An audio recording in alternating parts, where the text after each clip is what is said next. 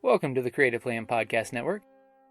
Join us as we share our favorite RPGs, one-shot games, tabletop games, reviews of items, and convention panels, and other exciting things that we run into from time to time.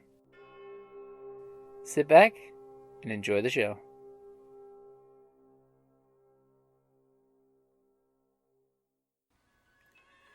Hi, this is Kellie, aka Trixie from Ragnarok and Roll, assigned to Ragnarok Story, and Tilda Wimblewick from D&D Journey of the 5th Edition.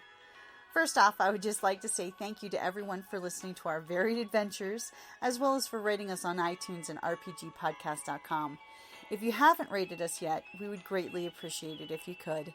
And if you're looking for more ways to support our efforts, we are now on Patreon, a great site where you can help us continue making more podcasts, as well as some special surprises for our patrons. If you can, please look us up at www.patreon.com/cppn.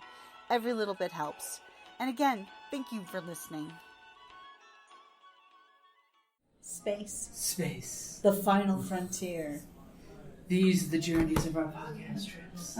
Tripping the world fantastic in every realm. Fantasy, space, urban, and magic. We have a theremin.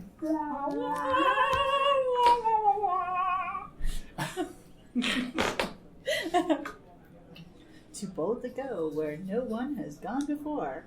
To boldly roll where no gamer has gamed before. Yes, I like it. These are the journeys of our podcast. These are the journeys of D&D 5th Edition. What if it's the Star Wars and the Creative Play Podcast Network? True. Oh, come on. Let's start with the old Traveler rules where you can spend 45 minutes creating a character only to die before you even start. And you crash into the void. Oh! Graduating from pilot school? Not quite. By graduating and getting to the next level of existence. So it is August the 5th. RPGaDay 2019. I don't know if we've got the room for this word, but the word for the day is space. Space. Above and beyond. Space. Inner space. I'm running out of space words. Spacing the word space. Alright, you're getting inside my personal space right now? Okay. I'm spacing out right now, kind of. So who wants to go first for space? I guess I'll start. Go for it, Kelly. Friggin' Star Wars RPG! Star Wars. Like, my favorite space RPG, of course, is Star Wars. And particularly Scum and Villainy. For the Edge of Empire. Yes, I love the Edge of Empire. It truly is the best of the three. And plus, I just like playing Scum and Villain. But it's other than D&D, is probably one of my absolute favorite systems. Well, because of the storytelling dice, anything can happen. And plus, it's Star Wars. I mean, give me a murder robot any day. I'm all about the droids. You are a droid girl. I love the droids. I also love my Twi'leks. Mm-hmm. You are a Twilight girl. Yes, I like playing Twi'leks. So. And you like being a smuggler. I do. And you like being a pilot. I was a smuggler pilot with a droid long before Rebels came out. You were Hera before Hera was Hera. But my character was Ovasu, which means the space between the void of space. And now she's clanless though, so that's why the Salwa. But yeah, she's got this whole backstory as well, But I repaired a murderous robot. I freed him and repaired him. Now he's my own murderous robot. What was his name again? Rage, basically. Rage, it was R-8-R-G-E. R-A-G-E. Yeah, G3.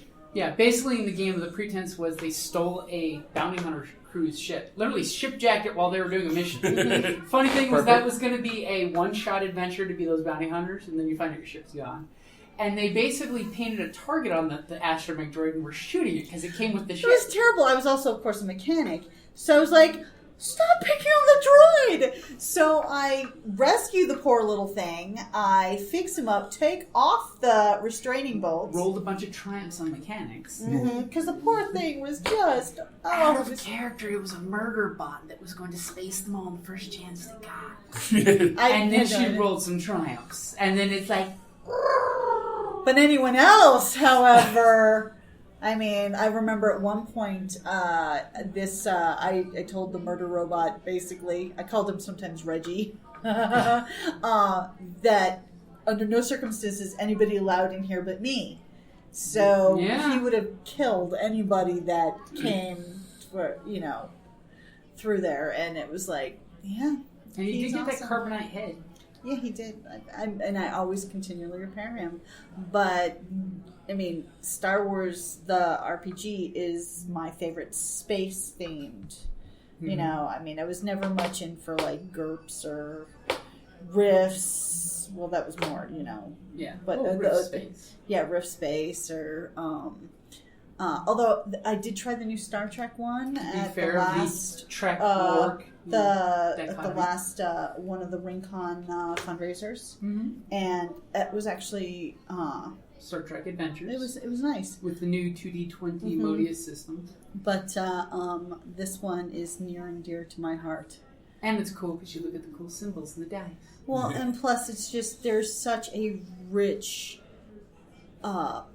culture around the Star Wars and so much immersive material, and it gives so much more scope.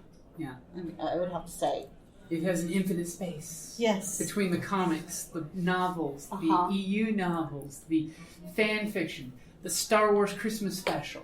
Oh, God. Okay. And the prequel. Bring up Life Day and have to hurt you. The amount of pure material that is available for Star Wars if you're playing it. Wikipedia is there. You can with one of the Star Wars is not a real science nerd system. It's not really it's very loosey-goosey. It's supposed to be very loosey-goosey and things like that. But it's also there's a spiritual aspect to it as opposed to a sciencey aspect to it. But somehow or another, the Star Wars game that I was in, again, like the old one, the clunky, the old West End, the old West End game, wound up being one of the most nerd-tastic campaigns I was ever in. The whole group kind of decided that we were going to be villainy, but we were going to be real low-end villainy. It was, we were barely able to make enough credits to buy fuel from one spaceship to another, so it really became a resource and commodity game where we actually had to make money as traders as the Empire was closing in. And so we used Wikipedia for the planet. It actually, again, this was before Firefly and Spacey, but it did have that type of a feel. Yeah. I And was the navigator in that game, and I'm not really a science guy, but I am an accountant by nature. So they said, okay, you're going to be keeping track of all of this stuff. So here I am on the computer actually researching jumps and how far they are with three-dimensional trigonometry to figure out fuel costs from one jump to another. You went totally down the nerd. We went so totally down the nerd rabbit hole. We were actually doing like commodity trading in between planets, trying to make enough money so that way we could stay one step ahead. Stay one step ahead of the creditors and credits. And there were still fights and there was still, the things going on. But we made a choice that we could not have missiles because we could not afford missiles. Don't fire the last missile. I just had this vision We can of afford twice as much repairs we can shooting damage. Just take the hit. I just had this vision of Jane out on the top of the ship with Vera in a space helmet for this low-end tech,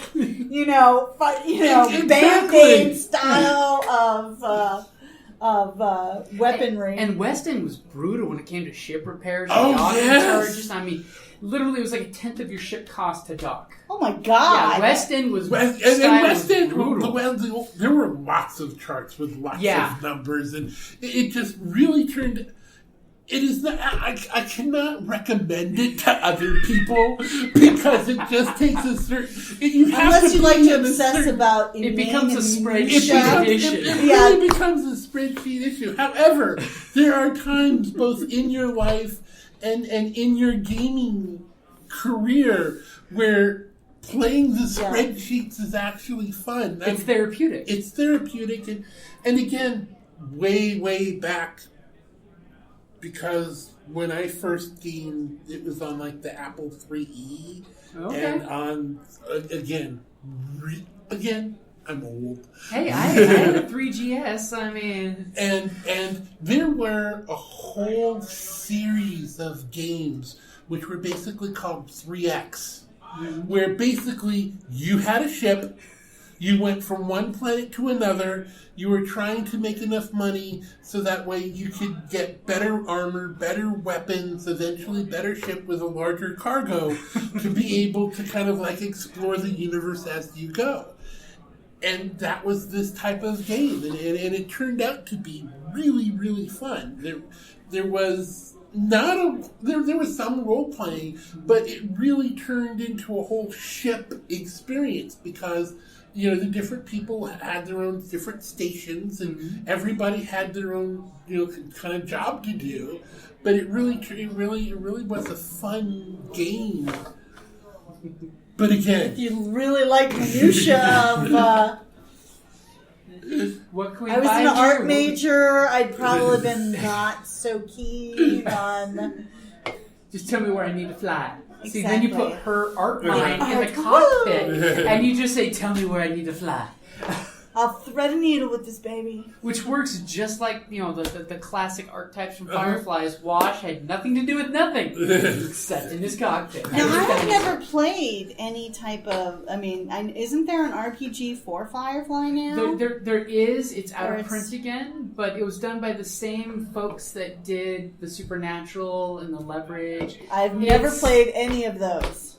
Pretty much it's a different game mechanic where you use different dice in your standard dice array for what skill you skill up to certain levels, and then there's group pool and doom pool, and it's a lot more complicated game mechanic wise, which is why you haven't actually played one of those, because it's a lot more game mechanics. When you have a group that all knows the game mechanic, it runs really smooth and beautiful. Its learning curve takes about 3 months of constant gaming to learn the learning curve. Wow. Yeah. Ain't got time for that. Yeah. See, the Leverage one I liked because reading through the book, it actually does great how to run like a high the TV show Leverage? Yeah. Okay. Yeah, because they also did Buffy with that system too. I've never played the game, but I'm a big fan of Buffy. And they did Supernatural, but unfortunately they lost the licenses for stuff. Problem was the game mechanic had a curve, so not many people hit the ground running playing it. They played 1 or 2 games and petered out. Yeah, but how many people have space in their schedule to learn such a heavy learning curve? Heavy-handed game. Yeah. So space. All right, so while you guys went to the Star Wars side, mine is technically more of a science logical side. There you go, being logical. Yeah. Because D&D campaign. What are you, a Vulcan? Space elf. Dragonborn in this case. So as my paladin, we're facing a lot of fish people, basically. And I'm thinking to myself, I'm going to use some Thunder Smite. Thunder damage. 300 feet of you, or thunder that is audible within 300 feet. Thunder Wave? Ah. Thunder Smite. So every time I hit someone... Thunder Smite, yeah. And basically then, charges up your sword with Thunder's Fury. Yeah. And everyone in my campaign is telling me, no, don't do that. We're in a cave. Oh. So I'm like, what's the big deal? We're dead for 3 weeks, maybe our whole lifetime? No big deal. We don't have to hear each other talk. Or you can bring down the roof. Makes me think of 3rd edition Drow hand sign. Yeah. Where the whole group communicate by hand. That Or was Twi'leks. I wasn't asking how large the room is. I'm casting fireball. I'm trying to take down all these fish people here. There's water nearby. Thunder, lightning, electricity, water mixed together. Not the best idea. But no, they want to use logic on me. No, thank you. Like you said, bringing down the roof of the cave, losing our hearing, no big deal. You don't mind the space. Yeah. I don't care about how small the spacing is. They do, apparently. And then finally, we get done with everything. We get to an open area. I'm like, nice. I could finally use You have thunder. plenty of space. Yes, but no action to use it. Oh. Our next encounter was in a sewer where we were fighting the Minotaurs and the Mimic. Same thing. A lack of space. A lack of space. And the Necromancer was able to change me into a snake to go into small places. That's handy. Little did they know, my character hates snakes. Snakes. Why did it They have to be snakes? I'm going out to the tube. They tell me, don't get out or you're going to be stuck. I'm like, Aw. I can't go back now. I don't know how to slime backwards. So my DM let me do it, but so little space and so little time. So basically you're saying be tactical and mind your tactical lack or overabundance of space. Yeah. You could either be like me and not care, kill everyone on that one hit, Mm-hmm. lose their hearing on that one hit, or be normal, know your surroundings, and not kill or enable their hearing. In High Seas, our Tempest cleric, you did not mind his space when he went to the poop deck and fired off Thunder Wave. I forgot he had a friendly in front of him. He's like, I can get rid of all these bad guys at once. Oh, sorry. And the goblin was flying over the rail. He's fine. No, it wasn't Gabi. It was your drunk goblin. He managed to make his deck save. Yeah. Yeah. So mind your His name space. is Groggy. He's our drunk, squinty-eyed goblin lookout in the crow's nest. So, did he space out often? He spaces out a lot. Yeah. But no, he just hit the back of the thing. He didn't go over. Unlike that other time where we actually did have some crew members go overboard and then the Sahogan got him. We were very sorry and we made sure to pay the widow's fund. They have like 20 NPCs on the ship and they go through them often. The bosun had to recruit some fresh ones. Yeah. Welcome to the other one. Don't worry about that. Yeah. That's why you're getting paid well, sir. Yeah. We do pay well on that crew. So does anybody else have anything for space? Space. The final frontier. Yeah, we're all I have to keep going back to that. Just like Engage. I'm like Engage. Space.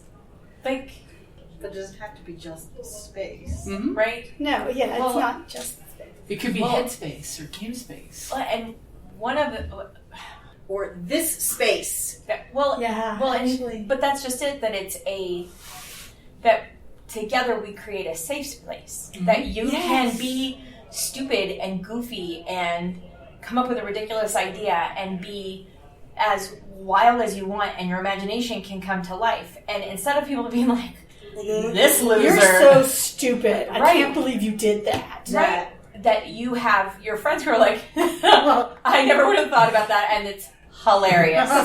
And you go with it. But in addition to that, it is that you are protected from the people who would say, that's stupid. Mm-hmm. Because the people at the table with you, when one person is like, well, that's a dumb idea, everybody else at the table is like, no, it's not. It's awesome. It's like, yeah. Right? Like, it's all well and good that you think it's a dumb idea. You are alone in that thinking. Mm-hmm.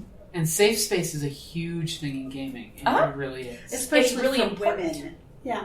I mean, just, even I've already given an answer for this one, but I am going to call out Rincon for being for awesome. having a women's space. Yeah, that was really nice. I mean, because unfortunately we've all had the bad experiences. Mm-hmm. Yeah. And having a safe space where there's no judgment, hopefully there's no judgment. Yeah. It provides, you're able to express yourself far more than if you think you're being judged. Yeah. And you know what? If somebody's willing to go down that rabbit hole with you and just play, you never know what you're going to get at the end. Right. Always make sure your gaming table is a safe space. It's Right. especially from a GM's point of view. It's like, I do horrible things to people, so I need to make sure you guys know at any time you could stop me. Yeah. You can put the hand up and say, "Whoa, can we just fade to black?" You know, it's like X card, but without an X card. You know, sadly, in like public gaming, I know why X card's a thing because you don't know everybody, you don't know any, the things, the triggers. But in a regular gaming space, there should be that social contract of safe space. Yeah. Yeah. And it's important, and I'm not one for like, oh, I need to go and, like hide somewhere that I feel is safe. No, it's when I engage in something like this, I expect the social contract of you're not going to belittle me because of A or B or you're not going to make comments that I would find, Ridiculously offensive. right. I mean, and it's not all like we don't have to have a thick skin, but there are some groups that just don't make you feel like you're part of the group. Yeah. And for whatever That's reason, not cool. and it's not cool. Yeah, you want that place that, for the most part, everyone, for the most part, we're all the same. Doesn't matter. People are kind of, gamers are kind of cool about, just wanting to have a good time. Wanting to. That is what the majority of us want. That's what the majority of us want. Why would a social circle that's excluded by most circles Yeah, exclude really. people themselves? The Exactly. horrible dichotomy that But does sadly, it's because it's the one place where they have power. happen. Yeah. And so that one place that they have power becomes very, very important to them. And to exude air quotes that have air quotes dominance in that situation, it can make people feel powerful, although taking your power based on somebody else not having any, it's not very powerful. It's fleeting, and it could turn someone off of gaming, and who wants that? Well, and more, you will not always be sitting at this table with me. Mm-hmm. Yeah. And what do you want what do you want my reaction to be when I see you outside of this area? Because, to be perfectly frank, in most general situations, away from the gaming table, women have more power in social situations than most men do. And a hell of a lot more than most nerds do. And just being perfectly frank in the situation, the determination of how you want somebody to respond to you in other situations should be a driving force in all situations. I don't want people to think that I'm a jerk. I can be super mean-spirited, but I don't want to say things out loud. What I think in my own head is my own private space, and I can be as much of a jerk there as I want to be, but what comes out of my mouth should always be at least slightly thoughtful. Mm-hmm. Like, why do I exclude myself from social situations because I want my friends to like me. If I know I'm in a foul mood, why would I ever put myself out there and be like, well, you're my friend, so you have to put up with all of my nonsense? Well, yeah, sometimes that's true. You chose to be my friend. It's your fault. But when I know I'm Damn it, I choose it again. Right? When I know I'm in an excessively bad mood, why put yourself into that place? And if there's somebody who makes me feel bad every time I interact with them, I will not interact with them. Mm-hmm. Yeah. And there's lots of men that I will not game with anymore. At a table at RingCon, I had somebody say something like, well, you're just a girl you don't know. Right? And I giggled and I'm like, I'm so sorry. I did not realize that the child at the table knew more about warfare than I do. Thank you, Lord. I am so very sorry because clearly 15-year-old, your great experience in the world leads to your understanding of what a battlefield will truly look like. Yeah. So my apologies for not understanding. Oh. He got up and left, and the GM said, well, thank you, Golda. That was not what I expected to hear. I was like, okay. And as a GM, it is appreciated when a player speaks up against another player so the GM doesn't have to do it. Mm-hmm. Right? Like, you are right. I have never been in battle. I have never been in a position where I've had to shoot a gun at another human being to defend myself. Neither have you. It's a role So playing stop acting like you have. game. Yeah. Yeah. If you have shot a gun, it was a fucking airsoft because you're too young to handle a real gun. Well, those can be, yeah. I won't go into the details of that story, but because, you know. But that player was not providing a safe space for the other players at the table. And, you know, and when And they were not adding he anything to the game. left by- because he was called out on that crap, Yeah. you know, the other people at the table were appreciative because now that he's gone, the space has We've all there's not had that negativity tables. is also We've all had tables where there's just like one person that and they just don't they don't want to share the spotlight. They don't want to Something, share the yeah, it's experience. Or they wanna just had a bad rule day on the them. way to the game, which that can be a happen. and thing. it can make and I like to give people the benefit of the doubt in that case, you know. But I mean, I've had players if it's send me a text consistent messages pattern saying, of behavior, nobody's, you know, you just don't want to play with them. yeah, I've had players send me a message saying, sorry, dude, can't make it to the game. I'm not in the right headspace. Yeah, Which that's that is cool. a great skill to recuse yourself because you know You understand. it's not going to be good for the environment. I'm a little toxic right now, and I don't want to share. I'm a big green venom spewing dragon, and you don't want me at the table right now. Correct. But yeah, it's Because then I won't roleplay the character properly. That's true. And really, it's all about roleplay. It's all about the roleplaying the Yes. character properly. Let character be the character. Yes. so yeah. So space is pretty much all about Safety you and know fun. and you know Enjoy being yourself. cool with yeah. Have fun with your friends, damn it, because that's what game's about. Yes. It's what it needs to be about. And depending on who you are, there is always the right gaming group for everyone. You just Yeah. need to find your tribe. Exactly. Some folks, if you want to be that alpha male 15-year-old that knows the world, there are groups of alpha male 15-year-olds that will do that. Yeah, and more power to you when you find you Yeah. know when you find your And in a few years, when you evolve as a player, your taste will change of who you want to game with. Mhm. It's like, hey, I do open table gamings at the store here all the time, and I run into all kinds of different folks. And sometimes I have conversations with folks of, hey, you know, open table, you're welcome to come, but please mind this person or this person because of this or that.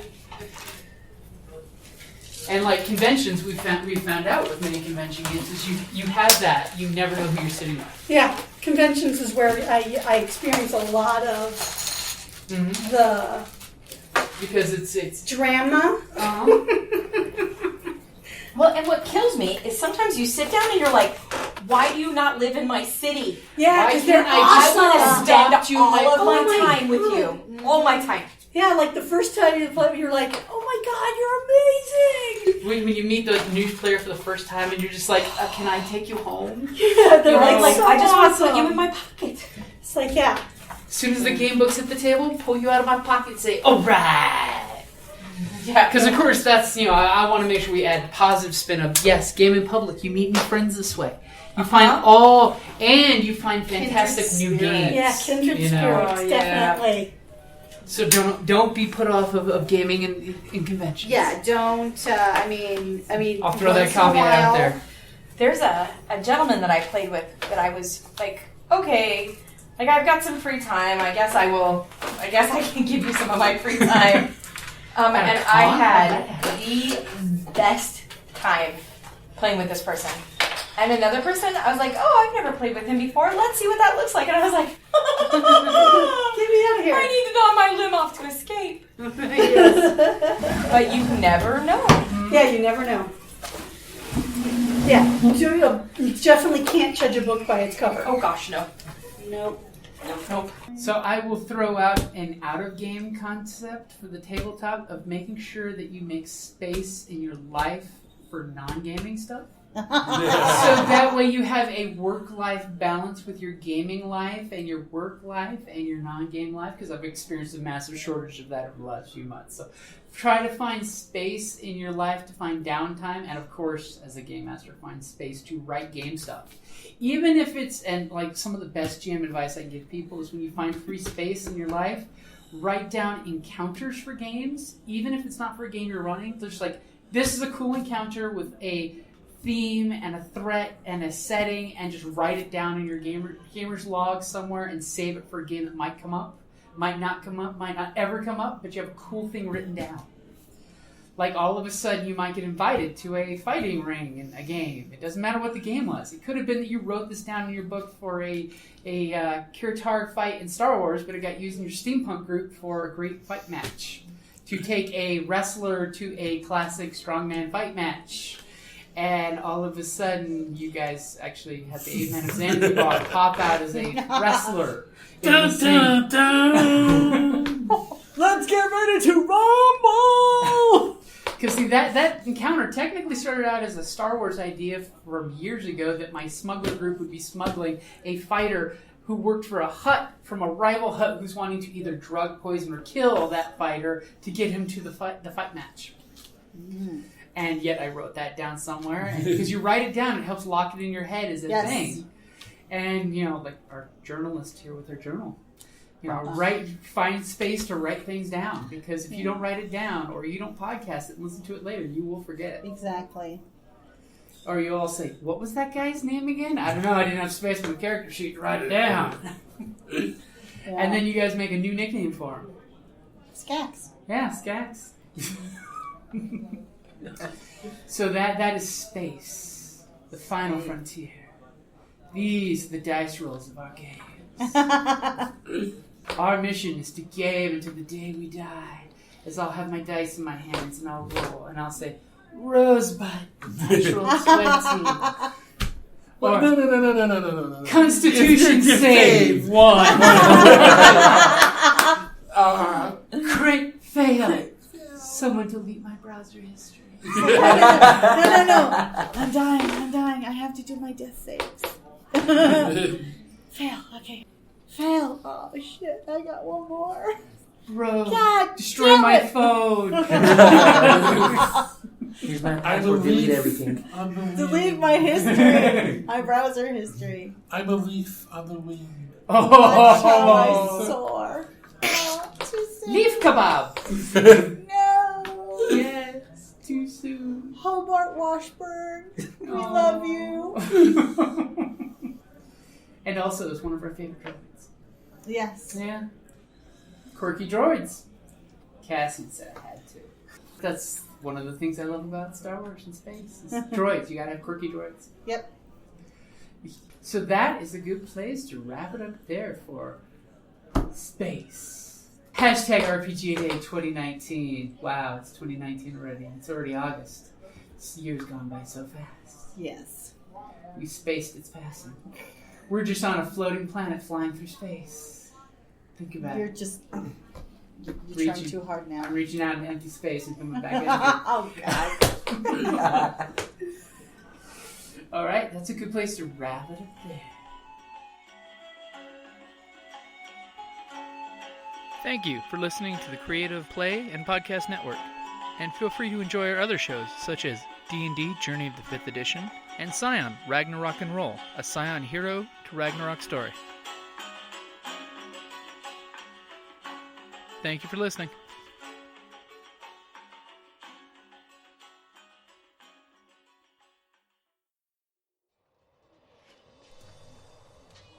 On the battlefield, I'm a warrior, ready to kill or be killed. I've defeated orcs from the north, sent Kandorian demon spawns back to the depths, and drank with Cimmerian heroes. But when I get back from a hard day of disemboweling my enemies, I enjoy nothing more than to open my castle doors and find a dungeon crate as my reward for blood well spilled. Designed for role players and tabletop gamers, Dungeon Crate is a monthly subscription box service with a treasure hoard of loot you can use on or off the battlefield. Miniatures, dice, tokens, coins, maps, modules, terrain pieces, handcrafted items, RPG jewelry, and more are yours for only a few gold per month. You even get a digital crate along with a physical one as an added bonus. So what say you? Are you ready for postal glory? Oh boy.